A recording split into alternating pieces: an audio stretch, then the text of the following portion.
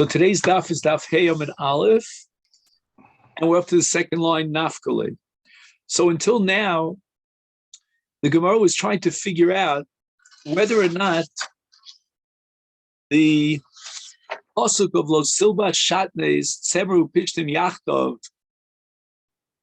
in Parshas Kitetze is superfluous.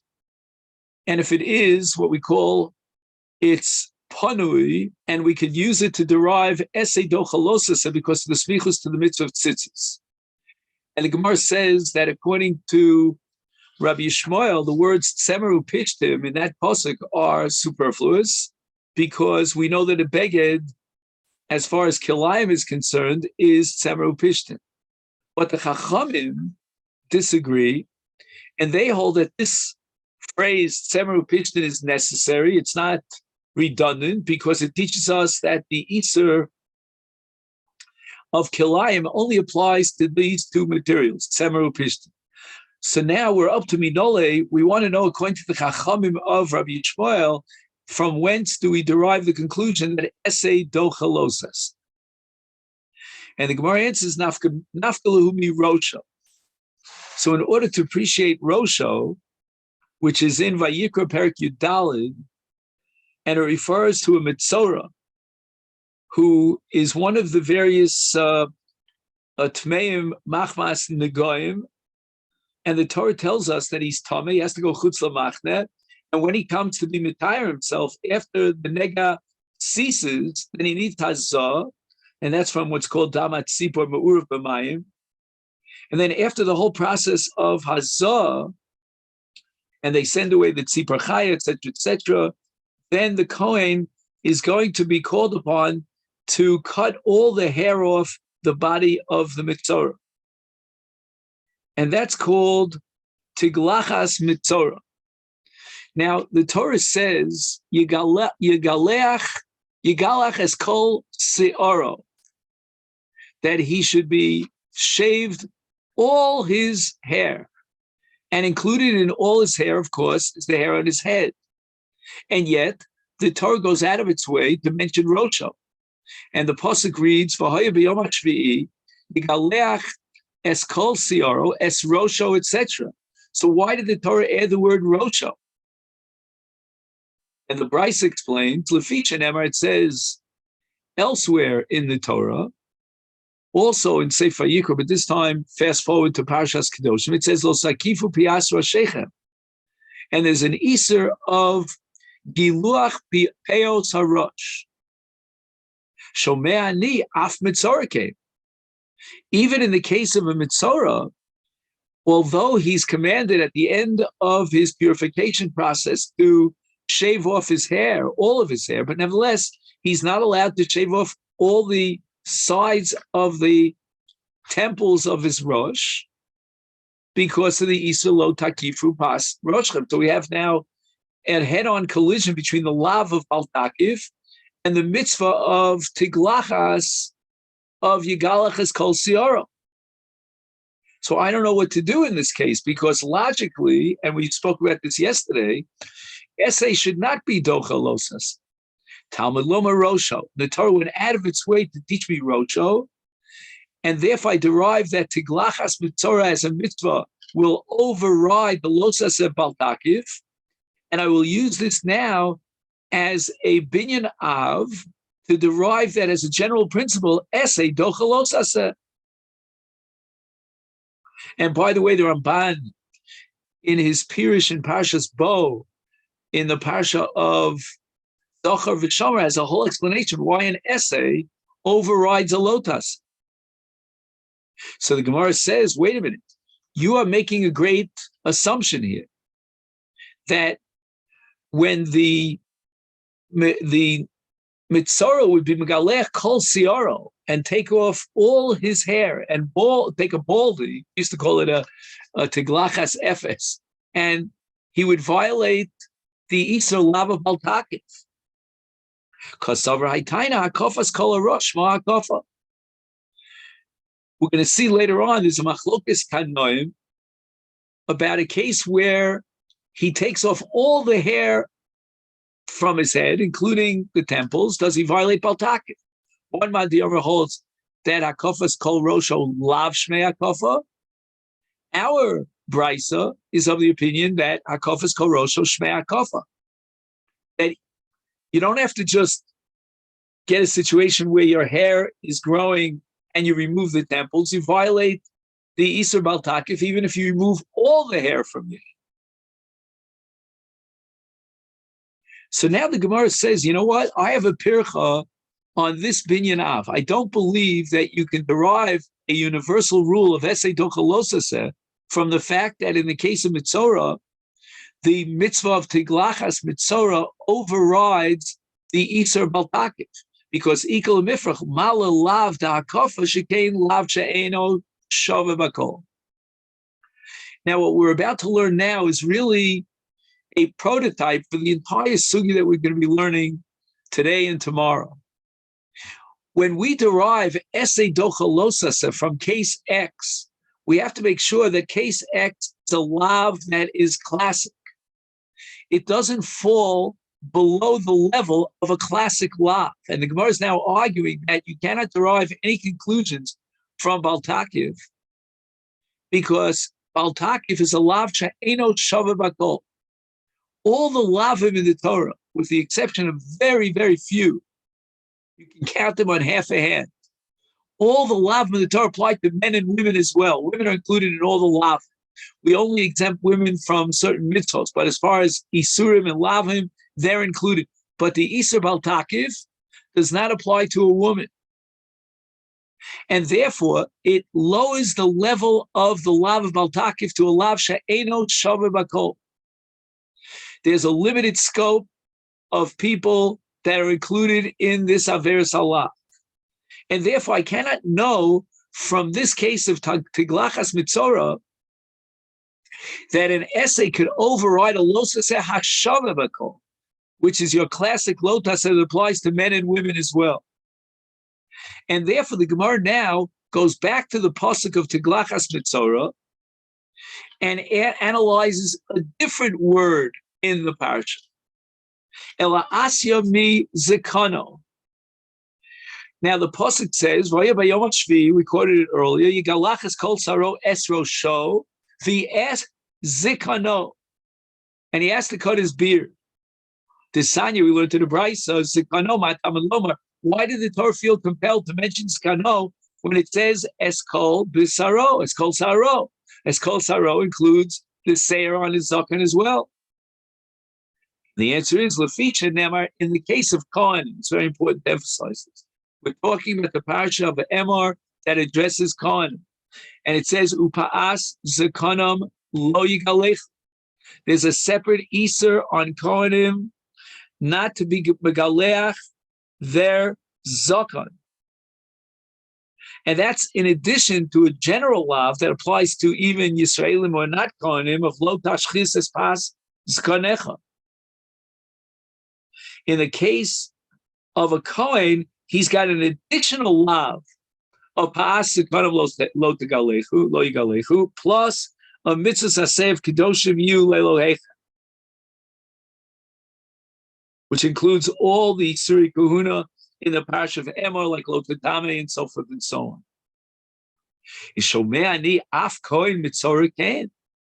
I would think that with regard to destroying the Zakon, where the Torah, in the case of a Kohen, is Machmir, so what happens if you have an overlap of a Kohen who's also Mitzorah?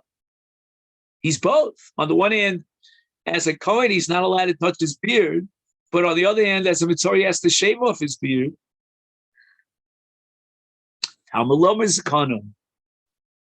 Torah went out of its way to teach us that even a Kohen who's a Mitzorah, so that when he has the mitzvah of Tiglachas, which includes the Zakon, even though he overrides that special lav that applies to Kohen. But once again, we're dealing with a lav of Pa'as Zekanim Lo Yalech that only applies to a very specific segment of the population. The Kohanim represent that segment of the population, and that's a lav she'eno shava bakol. So the Gemara now applies the principle of him eno inyan. We know already that a lav that's Eino Shav Bakol is trumped by an essay. We learned that already from Rosho, which is the case of Pas Rosho that only applies to men and not to women. And yet, the essay overrides that lav because that lav is lower on the totem pole. Now, again, you're talking about a lav of Pas, of Pas Kanam Lo Yigalechu, which only applies to Kohanim. It's Tnei U'Le'inya Lav HaShav Bakol. It must be teaching me that an essay trumps a lotase, even if it's Eino Shav Bakol. Gemara says no. I need the pasuk's kano legufo. You're telling me that the word kano is redundant. It's not redundant at all. Akati itzrich salket chamina. If the Torah would have omitted the words kano, I would have assumed that a lav bi'alma, classic lav, is essay eino dochalosas. Would I have applied the principle of essay dochalosa to a lav she'eino shav bakol in the case of hashchasas zakon of a Kohen?